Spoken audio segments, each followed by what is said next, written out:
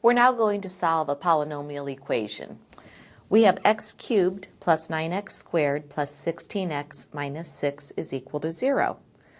In order to solve this, we can use synthetic division to help us, but let's go ahead and list our possible rational zeros.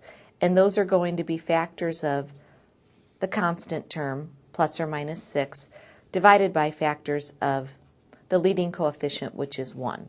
So our possible rational zeros that we can try will be plus or minus 1, plus or minus 2, plus or minus 3, plus or minus 6, all divided by plus or minus 1. So I'll just simply try plus or minus 1, then plus or minus 2, and so on.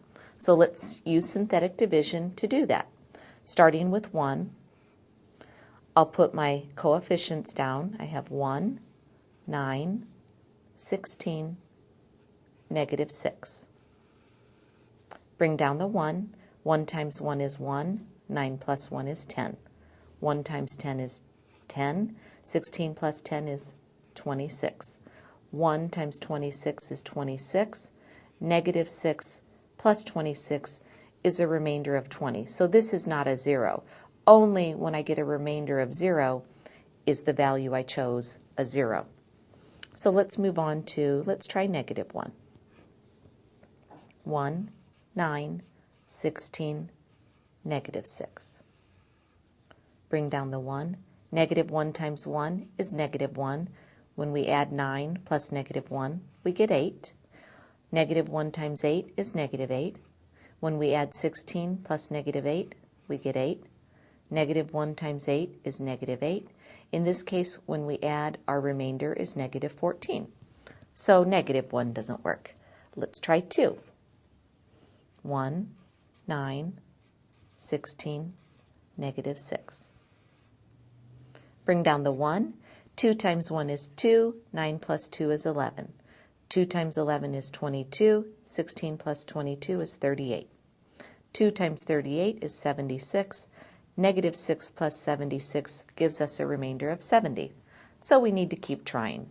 Let's try negative 2. 1, 9, 16, negative 6. Bring down the 1. Negative 2 times 1 is negative 2. 9 plus negative 2 is 7. Negative 2 times 7 is negative 14.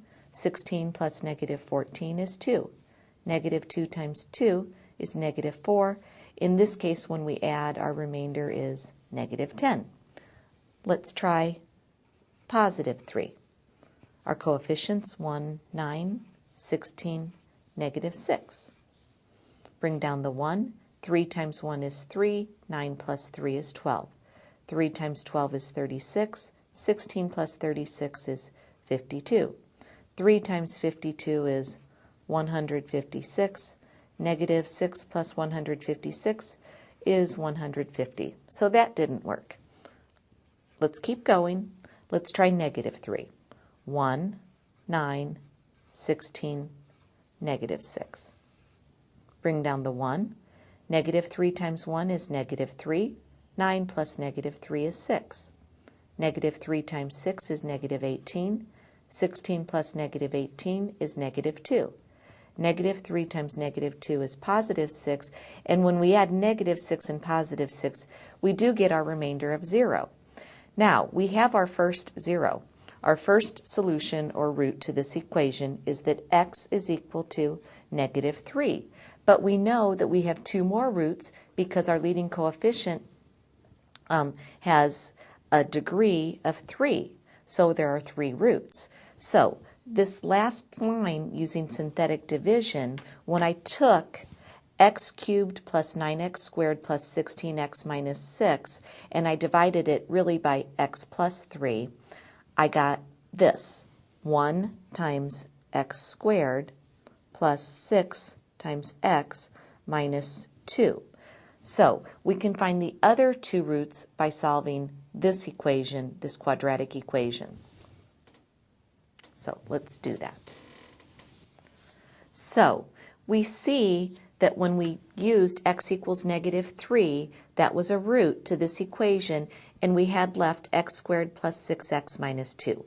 What that really means is that our function x cubed plus 9x squared plus 16x minus 6 equals 0 can be written as two different factors.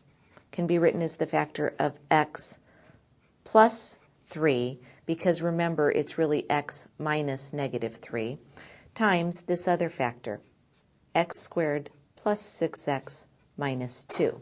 So we know already that x equals negative 3 is a 0 or it's a root.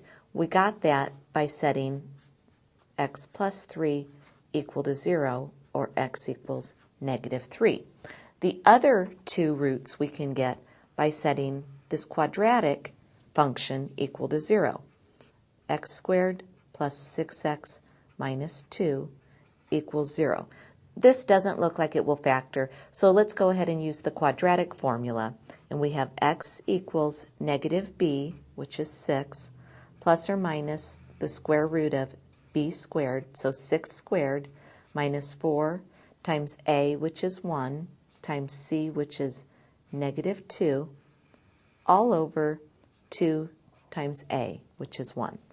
So we get negative 6 plus or minus the square root of 36, minus 4 times negative 2 becomes plus 8, all over 2, and that simplifies to negative 6 plus or minus the square root of 44, all over 2.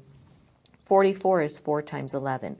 So when we take the square root of 4, we get negative 6 plus or minus 2 times the square root of 11 over 2. If we factor a 2 out of the numerator and divide it with the 2 in the denominator, we'll end up with our last two roots. And I'll write those up here. X will equal negative 3 plus or minus the square root of 11. So we have a total of 3 solutions. X equals negative 3, and also x equals negative 3 plus or minus the square root of 11.